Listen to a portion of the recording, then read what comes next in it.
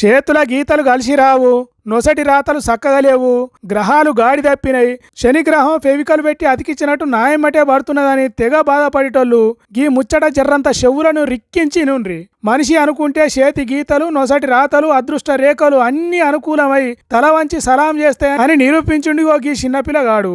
అబ్దుల్ సలీం అనే 10వ తరగతి చదివిన గీ పిల్లగాడు 2013లో సెక్యూరిటీ గార్డుగా జోహో అనే ఓ సాఫ్ట్వేర్ కంపెనీలో చేరిండట. పనిలో చేరిండు గాని మనసు లేకుంటున్నదట.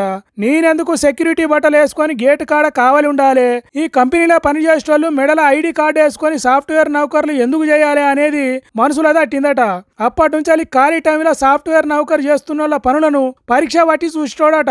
దాని గురించి యూట్యూబ్ లో ఇంటర్నెట్ లో చూసిటోడట.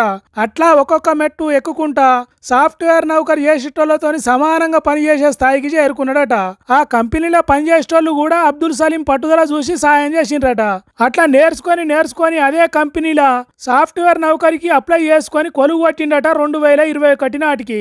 ఎక్కడ 10వ తరగతి, ఎక్కడ సెక్యూరిటీ గార్డు, ఎక్కడ సాఫ్ట్వేర్ ఉద్యోగం. నాతోని ఎందుకు కాదు అనుకుంటే, పట్టుబట్టి చదవకుంటే, యూట్యూబ్లో ఇంటర్నెట్లలో సర్చింగ్ చేసి నేర్చుకోకుంటే అబ్దుల్ సలీం సాఫ్ట్వేర్ అయ్యేటోడేనా?